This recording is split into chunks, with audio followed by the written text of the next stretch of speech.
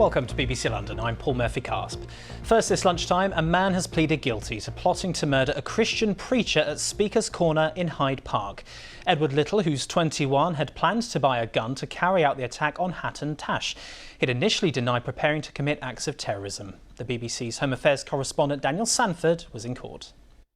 Yes, Edward Little appeared by video link from prison here at the Old Bailey this morning, and he had previously pleaded not guilty to the charge of preparing a terrorist act.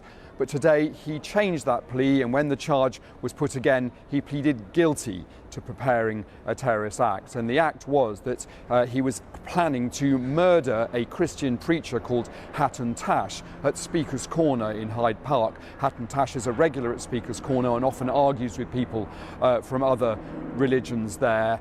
When Edward Little was arrested, he was in the middle of a taxi ride for which he paid £300 to get from Brighton to London. He was arrested on the A2 in southeast London, and he was carrying £5,000 in cash, which police say was going to be used to purchase a firearm. He has admitted in his plea that he was trying to buy a gun, that he'd gathered £5,000 in order to buy that gun, and that he was intending to target Hatton Tash. Though his barrister Tom Godfrey said Mr. Little accepts researching the intended target being Hatton Tash, he does not accept the intended target being the military or the Metropolitan Police. The court has heard that Edward Little has a very violent past, with a series of convictions dating back to the age of 15, including assault, wounding with intent, possession of a knife, some drug dealing offences as well. But obviously at some point during the course of that offending, he seems to have developed an Islamist ideology. He was certainly using the name Abdullah in the encrypted messaging app that was found on his phone, but also in those encrypted messages were what the police say were his detailed plans to spend £5,000 buying a weapon and attack at Hatton Tash at Speaker's Corner in London. Edward Little will be sentenced on July the 21st. Firefighters are tackling a huge fire that broke out last night near the M25 in Surrey. It's thought to have started at around 10 p.m. at a self-storage facility in Byfleet. Local schools have been forced to close, and people who live nearby are being advised to avoid the area and keep windows and doors closed. The Conservatives have taken over running Southend City Council as a minority administration. The Essex City had been run by a Labour-led coalition for the past 4 years, but that changed yesterday when voters voted in local elections. Simon Dedman has more. Since the elections, new faces have been taking control of councils, but most are not like Tony Cox, Conservative. Here in Southend, Labour, the Lib Dems and Independents have been in coalition, but now the Tories have taken over. The Conservatives had a dreadful set of local elections, but here in Southend they gained one seat, and with the help of Independents, they've now formed a minority administration. It means the Tories can action their plans, but they're 4 seats short of a majority. We're under no illusion that that's going to mean there's going to be a lot of collaborative working, and that's collaborative working with all groups. Well, the first things that we'll be focusing on, we will abolish the 6 to 9 parking charges, as well as reversing the planned parking charges in our car parks, in our parks. Labour made gains in the local elections, but their partners, the Lib Dems, lost seats and they move into opposition. It's disappointing. We've spent the last 4 years in a joint administration with other groups. Unfortunately, the other groups haven't had as good an election as we did, and it was always going to be difficult to form a stable administration this year. Elsewhere in Essex, it isn't the Conservatives clapping. In Brentwood, it's the Lib Dems, who formally took over from the Tories. With Labour, they have a majority of just 1. Like Southend, getting decisions passed in this chamber will be difficult. It's going to be a tough road, but we're up for the challenge. We will look to try and improve in small bites what we can, protecting our green belt, changing the planning philosophy that was in this council chamber that just approved for the developer's sake.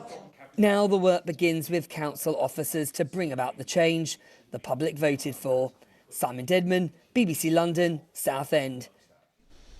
A planned strike next week by workers on the Elizabeth line has been suspended. Members of the TSSA union were due to walk out on May the 24th, the first anniversary of the line's opening, in a dispute over pay. They've now decided to pause their industrial action while they discuss a revised pay offer. Now, musician and international beatbox star SK Shlomo has collaborated with Bjork, performed with the likes of Damon Albarn and Ed Sheeran, and been artist in residence at the South Bank Centre. They're also the brain behind London's first beatbox academy. But alongside those accolades, they have also had a well-documented struggle with mental health. As part of Mental Health Awareness Week, they've been discussing their new show, Breathe, which explores coming back to performing after working on their mental health away from the spotlight. Wendy Hurrell has more. It's a play that turns into a rave. The audience literally up on their feet, dancing in euphoria by the end. But you go on a roller coaster journey to get there. It mirrors the writer's life. Here in SK Shlomo's studio, a demo of how Breathe comes together on stage using technology, including a live looping system called Beast. If you say something to Beast, like what do you want to say?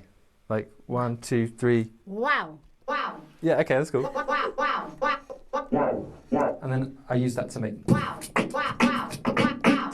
And a very clever wireless glove that controls Beast on stage. When I point my finger, it should loop the last thing that I say. Last thing that I say. Right. Last thing that I say. I say. I say. I say. I say. I say. I say.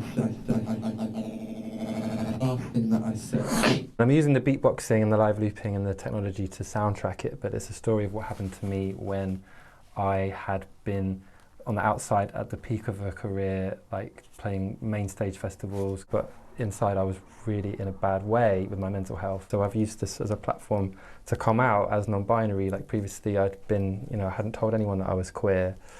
So the show becomes like a celebration of who you are.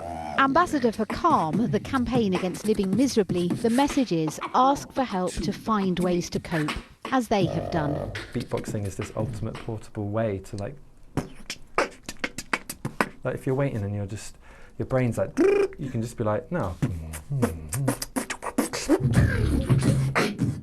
Wendy Hurrell, BBC London. And for more information about mental health for you or someone you know, the BBC has pulled together a list of organisations which can help. Just search for BBC Action Line or ring the number on your screen. Well, there's been some absolutely gorgeous weather this week, but will it hold out for the weekend? Here's Kate Kinsella.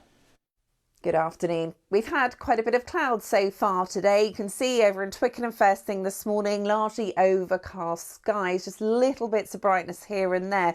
We've also had some spots of light rain, some drizzle. It's a very slow moving front, but as we head through the afternoon, it should dry out and we'll start to see the cloud breaking as well in the form of sunny spells, especially towards the end of the day into the evening. Could just still run into a shower further west you go, but temperatures today 16 Celsius.